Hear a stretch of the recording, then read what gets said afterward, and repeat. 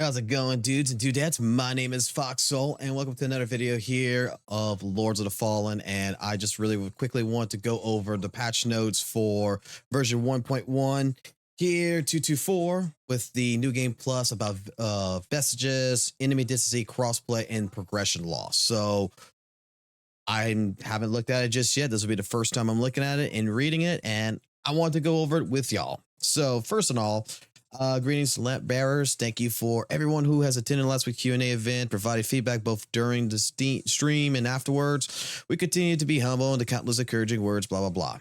That's not what we care about. What we care about is this. Let's see, Vestiges in New Game Plus. We hear you.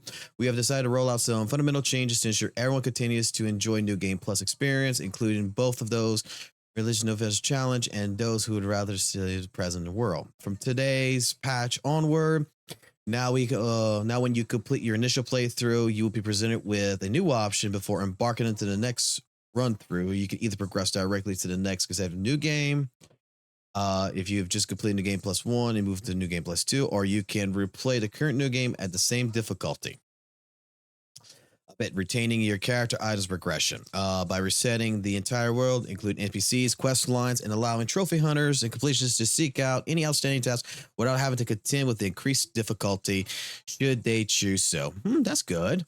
So further the patch Thursday, you'll see further updates made to New Game Plus mode instead of removing all vestiges. As it does currently, New Game Plus 1 will only see a few disappear while keep key locations attack, and New Game Plus 2, a few more will disappear, and so forth and so forth. Okay.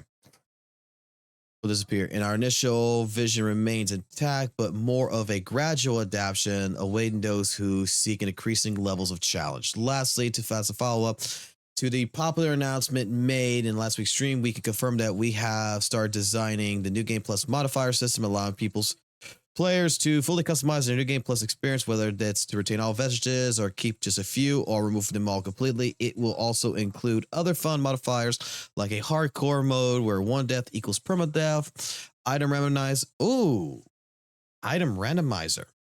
enemy randomizers, and a feature sets to be fully defined. That is actually because you have these, you already have this in mods in the sense with like Dark Soul games, but that's actually nice.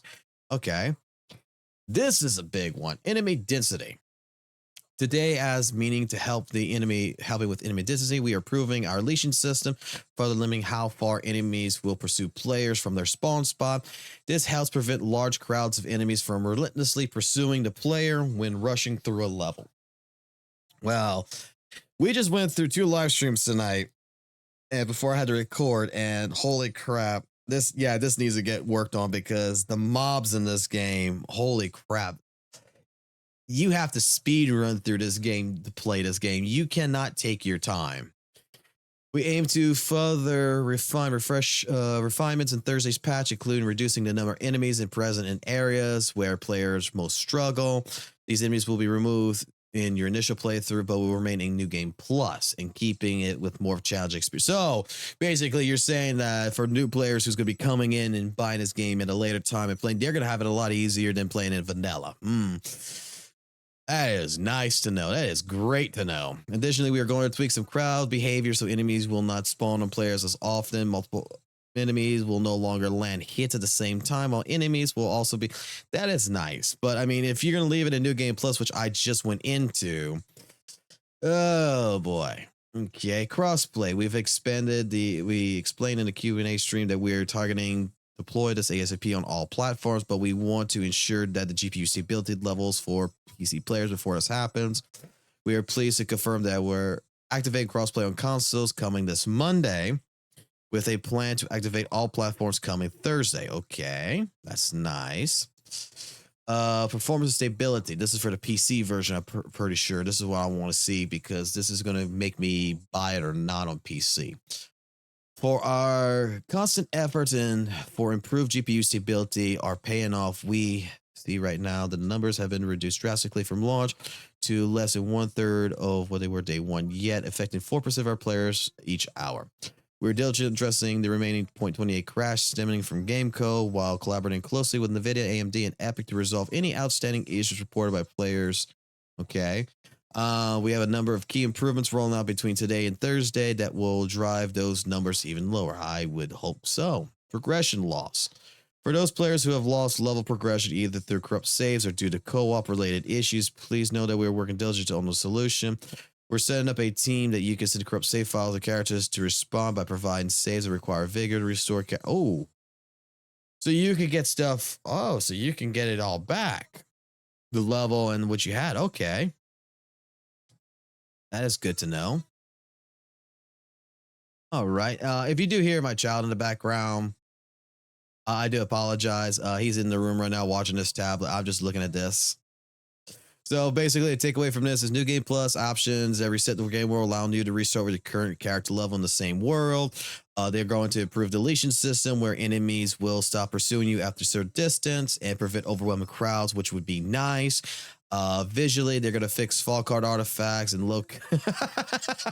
We were just complaining about this tonight. So they're going to fix that. Okay, cool. In light, we walk, a virtual photograph of thing.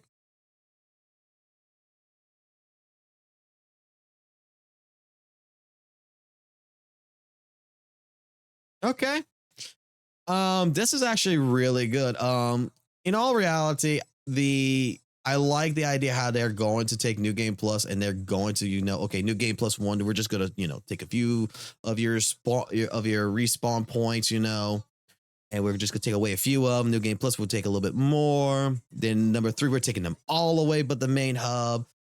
That's actually nice. The enemy density. This right here. We were complaining so hard tonight on this with just how many enemies can be in one certain area and how it just is in general. Like, there is no time in some areas, especially when we get to like the castle area at the end of the game. You have no chance to breathe. You have to be able to know where you're going to run. You got to know where you're putting your seating, and you're going to have to expect to die, come back, do it again and again and again until you progress through.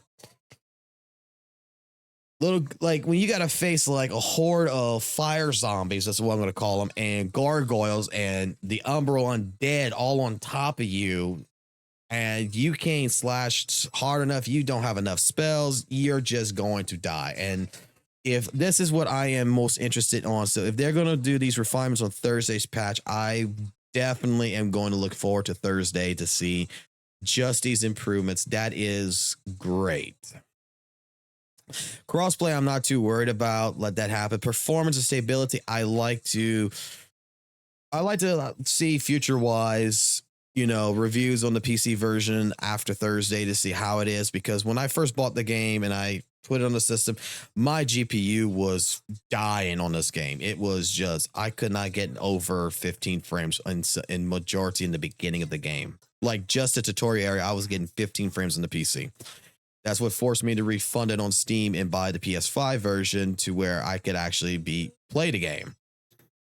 I did not know about the progression loss, but that is nice to know. But overall, no, if this is actually all true, this is especially with this right here, with their leashing system. If we can, take the hordes of enemies and lure them down and make it to where it's a little bit better, this right here will make the game a little bit more fun to where maybe I will actually stop using throwables or crossbows, and I'll actually attempt to actually play the game by attacking with a sword, because right now I feel like the only way to progress in this game is to legitimately use throwables and other items just to get through. Like it's not like Dark Souls. Like throwables in this game is the way I've been speed running it. So, all right. Well, this was a quick little video that I wanted to go through about the patch notes. I am quite pleased with it. I hope that you guys will be quite pleased on it. It is great note. I wish I would have looked at this earlier, but hey, earlier I had some other issues and some other previous